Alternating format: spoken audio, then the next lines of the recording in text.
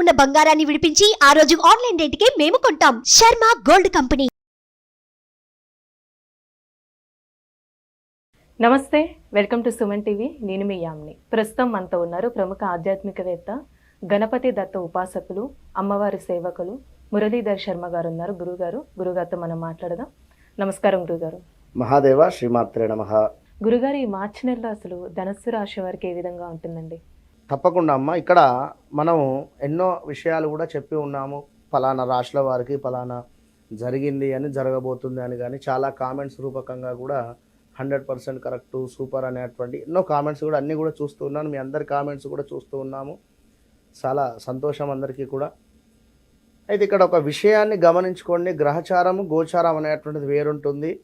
గ్రహచారంలో గ్రహాలు మారవు, గోచారంలో మాత్రమే గ్రహాలు అనేటువంటివి మారుతవి అనేటువంటి విషయాన్ని గమనించుకోండి.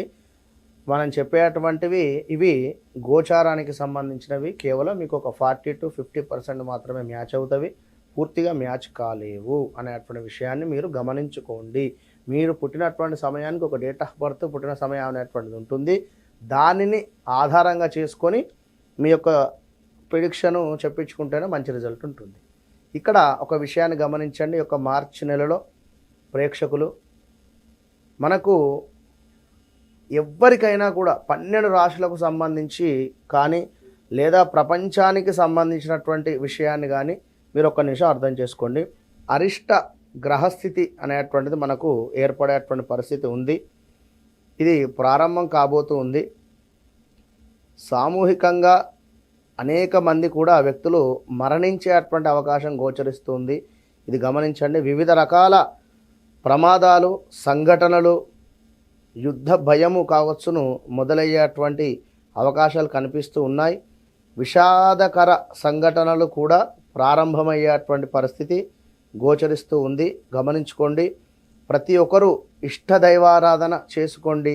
ఈ యొక్క మార్చి నెలలో 8 గ్రహాలలో రాహుకేతువులకు సంబంధించి మధ్యలో గ్రహాలన్నీ కూడా బందీలుగా అయ్యేటువంటి పరిస్థితి ఉంది. ఒక గురువు మాత్రము బయట ఉండడం జరుగుతుంది అనేటువంటి విషయాన్ని గమనించుకోండి. ధనస్సు రాశి వారికి ఆపోజిట్గా ఉండేటువంటి మిథునము, ధనస్సు, వీరిద్దరికి ఏంటి అంటే, ఇటు ఏలినాటి శని అయిపోయింది ధనస్సు రాశి వారికి, వారికి అష్టమ శని అయిపోయింది. అయినా కూడా ఏ పనులు ముందుకు వెళ్ళడం లేదు. అయినా కూడా మనతో ఉండేటువంటి వారి నుండే మైనస్ వాతావరణం ఏర్పడుతూ ఉంది. మన మనస్సు అనేది ఒక ఆధీనంలో లేకుండా వెళ్ళిపోయింది.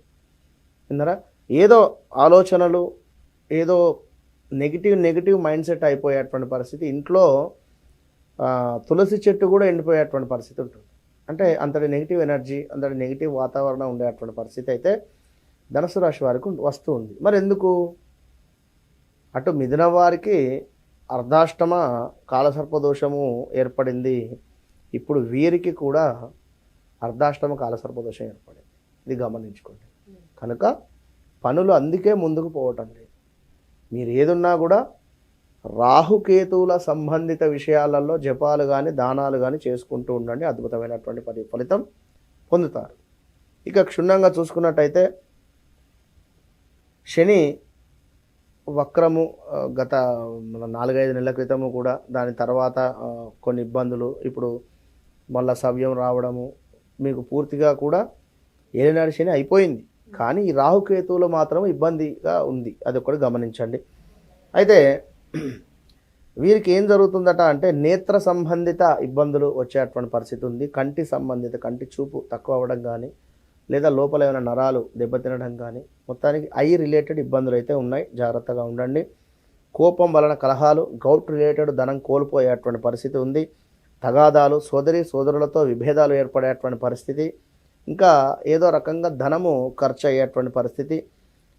అదేవిధంగా డబ్బు ట్రాన్స్ఫర్ చేసేటువంటి సందర్భాలలో కాస్త జాగ్రత్త వహించండి.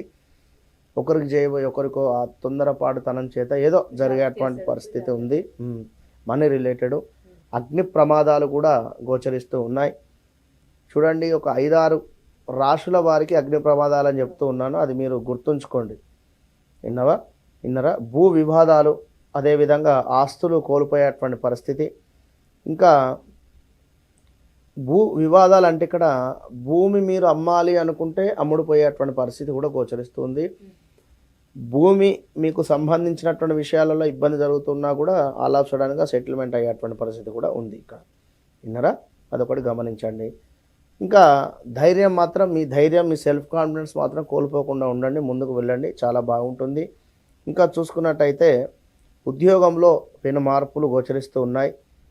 ఎందుకంటే 10వ స్థానంలో మనకు కేతు ఉండడం చేత 10వ స్థానం వృత్తి భావం కనుక కాస్త ఇబ్బంది కలిగేటువంటి పరిస్థితి ఉంది.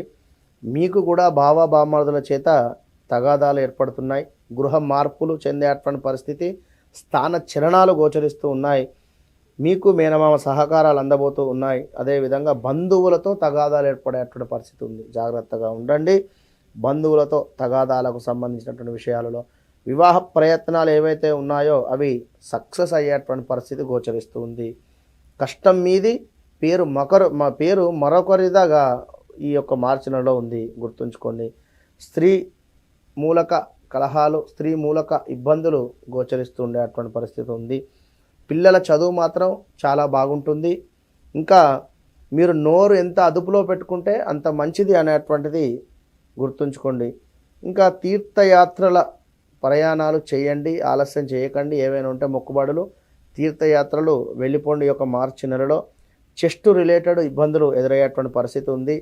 అన్నీ తెలిసిన వారిలాగా మీరు మాట్లాడకండి. మీకంటే మేధావులు ఉంటారు, వారి వద్ద ఫెయిల్ అయ్యేటువంటి పరిస్థితి ఉంటుంది. కనుక మొత్తం మీద చివరిలో ఈ యొక్క మార్చ్ ఎండింగ్లో లాస్ట్ వీక్ వరకు పర్వాలేదు అనేటువంటి పరిస్థితి అయితే ఉంటుంది. విన్నారా? ధనస్సు రాశి వారు be careful, all the best. పరిహారం అంటే ఏంటంటే, పరిహారాలు అంటే వీరికి గురు సంబంధిత పరిహారాలు అంటే, గురువు వీరికి పంచమాత ఉన్నప్పటికీ కూడా రాహుకేతువే కనుక రాహుకేతువుకు సంబంధించింది, అదేవిధంగా గురు సంబంధిత పరిహారాలు ఏవైనా.